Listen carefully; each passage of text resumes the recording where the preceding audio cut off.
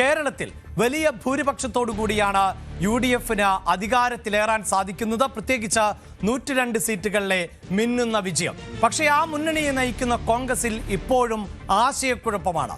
തെരഞ്ഞെടുപ്പ് ഫലം വന്ന് ഒരാഴ്ച പിന്നിട്ട് കഴിഞ്ഞു. പക്ഷേ കേരളത്തിന്റെ മുഖ്യമന്ത്രി ആര് എന്ന് തീരുമാനിക്കാൻ ഇപ്പോഴും കോൺഗ്രസിന് സാധിച്ചിട്ടില്ല.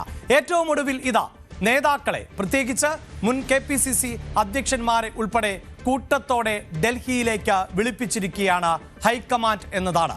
ഇപ്പോഴിതാ ഡൽഹിയിൽ നിരവധിയായ നേതാക്കൾ ആണ് കൂടിയാലോചനകൾക്കായി എത്തിയിട്ടുള്ളത്. അതിൽ KPCCയുടെ മുൻ അധ്യക്ഷന്മാർ ഉൾപ്പെടെയുള്ളവരുണ്ട്, വർക്കിംഗ് പ്രസിഡന്റുമാർ ഉൾപ്പെടെയുള്ളവരുണ്ട്.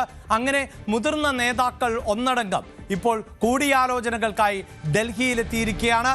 ഇവരുമായി കൂടി ആശയവിനിമയം നടത്തിയതിനു ശേഷം ആയിരിക്കും വളരെ കൃത്യമായ ഒരു തീരുമാനത്തിലേക്ക് പോവുകയുള്ളൂ എന്നാണ് നമുക്ക് അറിയാൻ സാധിക്കുന്നത്.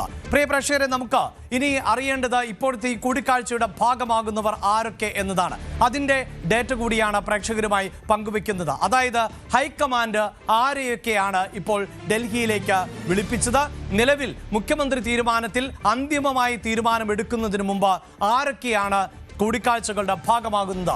VM സുധീരൻ, മുല്ലപ്പള്ളി രാമചന്ദ്രൻ എന്നിവർ ഈ കൂടിക്കാഴ്ചയുടെ ഭാഗമാകുന്നു. MM ഹസൻ, K മുരളീധരൻ എന്നിവരും ചർച്ചയുടെ ഭാഗമാവുകയാണ്. K സുധാകരൻ, തിരുവഞ്ചൂർ രാധാകൃഷ്ണൻ അടക്കം ഉള്ളവരെയാണ് ഡൽഹിയിലേക്ക് വിളിപ്പിച്ചിട്ടുള്ളത്.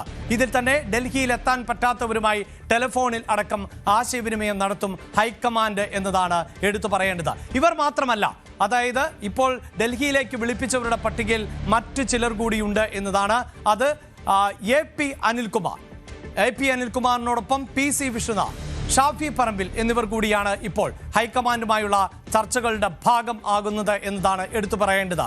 അവിടെയാണ് ഇനി നിർണായകമായ നീക്കങ്ങൾ നടക്കേണ്ടത്. പ്രത്യേകിച്ച് ഇപ്പോൾ തന്നെ KC വേണുഗോപാൽ, രമേശ് ചെന്നിത്തല, VD സതീശൻ ഈ 3 നേതാക്കളിൽ ആരെ തീരുമാനിക്കും എന്നത് സംബന്ധിച്ച ആശയക്കുഴപ്പം നിലനിൽക്കുമ്പോൾ ആണ് KPCCയുടെ മുൻ ഭാരവാഹികളെയും ഇപ്പോഴത്തെ ഭാരവാഹികളെയും ഉൾപ്പെടെ വിളിക്കുന്നത് എന്നതാണ് ഏറ്റവും പ്രധാനപ്പെട്ട നിർണായകമാകുന്ന നിലപാടിലേക്ക് പോകുന്നതിന് മുമ്പുള്ള ഏറ്റവും പ്രധാനപ്പെട്ട വിവരമായി പ്രേക്ഷകരുമായി പങ്കുവെക്കേണ്ടത്.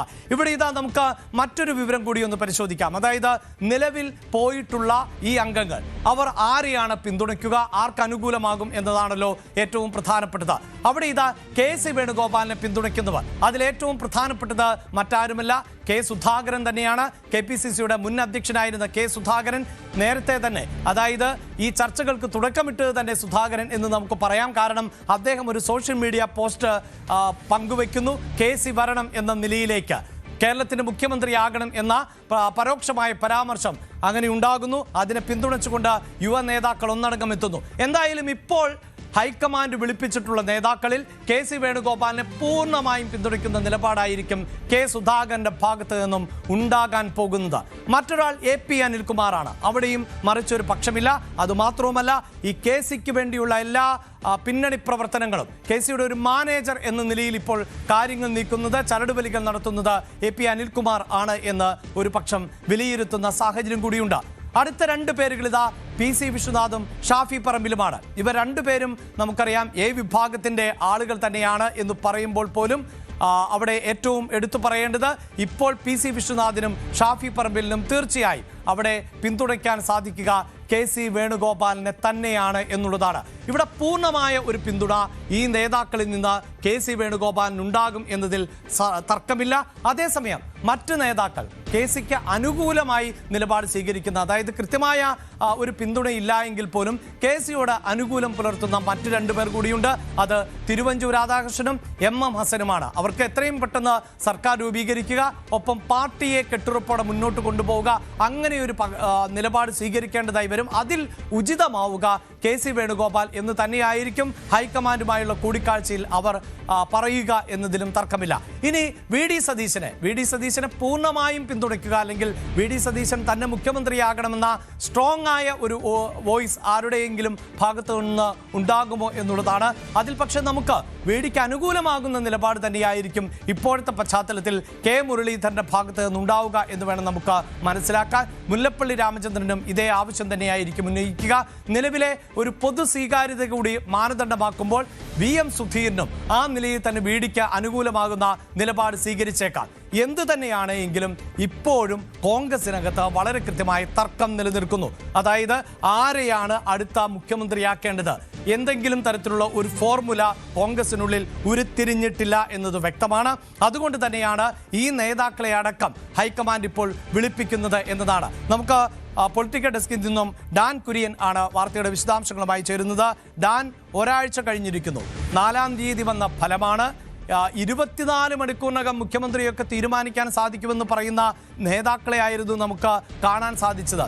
24 അല്ല, 48 അല്ല, ആഴ്ചയൊന്ന് പിന്നിട്ട് കഴിഞ്ഞിരിക്കുന്നു. ഡാൻ, ഇപ്പോഴും മുഖ്യമന്ത്രി ആരെ എന്ന ചോദ്യത്തിന് ഉത്തരം ആയിട്ടില്ല.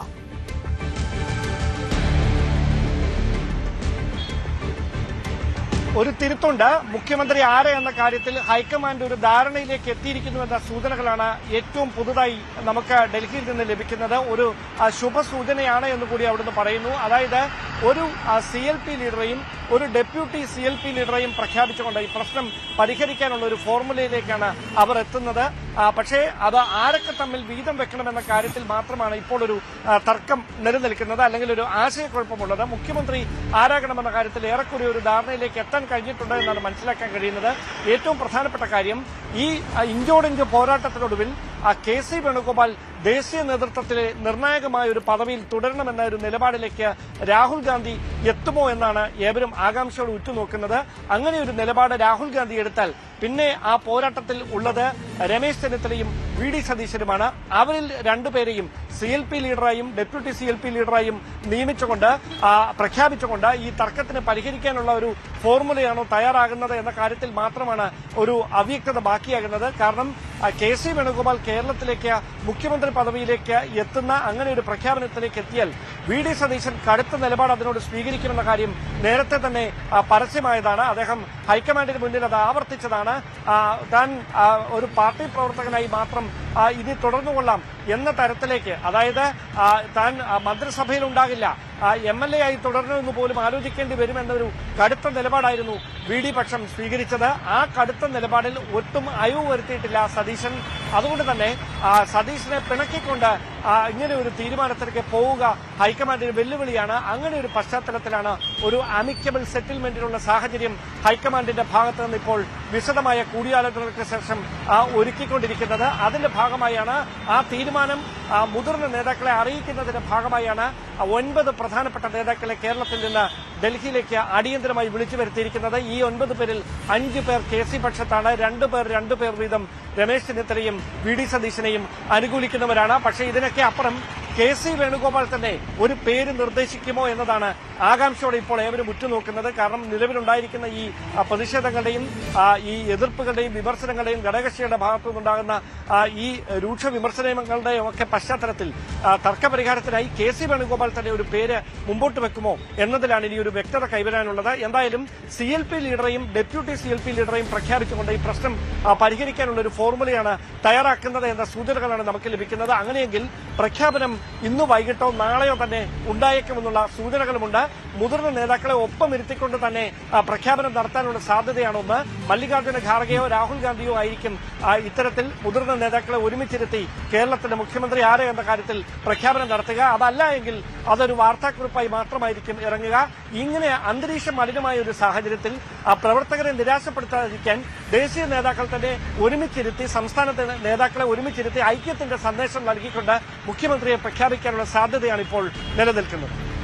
ശരി, അപ്പോൾ ഡാന് നിലവിൽ നേതാക്കളെ വിളിപ്പിക്കുമ്പോൾ നമുക്ക് മനസ്സിലാക്കാൻ സാധിക്കുന്നത് ഹൈക്കമാൻഡിനെ സംബന്ധിച്ചിടത്തോളം ഒരു തീരുമാനത്തിലേക്ക് എത്തി. പക്ഷേ ആ തീരുമാനം പ്രഖ്യാപിക്കുന്നതിന് മുമ്പ് ഈ ഫോർമുലയുമായി ബന്ധപ്പെട്ട ഒരു വ്യക്തത, അതല്ലെങ്കിൽ ഈ ഫോർമുലയുമായി ബന്ധപ്പെട്ട തുടർ നീക്കങ്ങളോ ചലനങ്ങളോ കോൺഗ്രസിനകത്ത് ശക്തമാകാനുള്ള സാധ്യതയുണ്ടോ, അതല്ല എങ്കിൽ അതിനെ എങ്ങനെ തടയിടാം?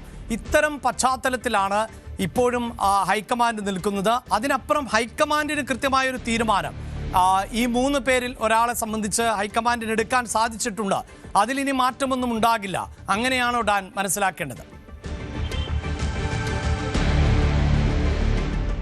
ചെന്നിത്തലയെയും സതീശനെയും KC വേണുഗോപാലിനെയും തനിച്ചിരുന്ന് കണ്ടതിന് ശേഷമാണ് എല്ലാവരെയും ഒരുമിച്ചിരുത്തി മല്ലികാർജ്ജുന ഖാർഗെയും രാഹുൽ ഗാന്ധിയും ചർച്ച നടത്തിയത്. അപ്പോൾ തന്നെ 3 പേരും ഒരുപോലെ പറഞ്ഞ കാര്യം, രാഹുൽ തീരുമാനമെടുത്തുകൊള്ളൂ, അല്ലെങ്കിൽ ഹൈക്കമാൻഡ് എടുക്കുന്ന തീരുമാനം എന്തായാലും അംഗീകരിക്കും എന്ന നിലപാടാണ്. കാരണം രൂക്ഷമായ വിമർശനമാണ് രാഹുൽ ഗാന്ധിയുടെയും മല്ലികാർജ്ജുന ഖാർഗെയുടെ ഭാഗത്തുനിന്ന് നേതാക്കൾക്ക് നേരെ ഉണ്ടായത്. കാരണം ഇത്ര ചരിത്രപരമായ ഒരു വിജയം ഉണ്ടായതിനു ശേഷം അതിന്റെ എല്ലാ ശോഭയും കെടുത്തുന്ന തരത്തിലേക്ക് തെരുവിൽ തമ്മിൽ തല്ലുന്നത് എന്തുകൊണ്ട് നിയന്ത്രിക്കാൻ കഴിഞ്ഞില്ല നേതാക്കൾക്ക് എന്ന വിമർശനമാണ് രാഹുൽ ഗാന്ധി ഉന്നയിച്ചത്. അതുകൊണ്ട് തന്നെ പിന്നീട് അങ്ങോട്ട് രാഹുൽ ഗാന്ധിക്ക് മുമ്പിൽ കൂടുതൽ ബാർഗെയിൻ ചെയ്യാൻ കഴിയുന്ന അവസ്ഥയിലായിരുന്നില്ല ഒരു നേതാക്കളും.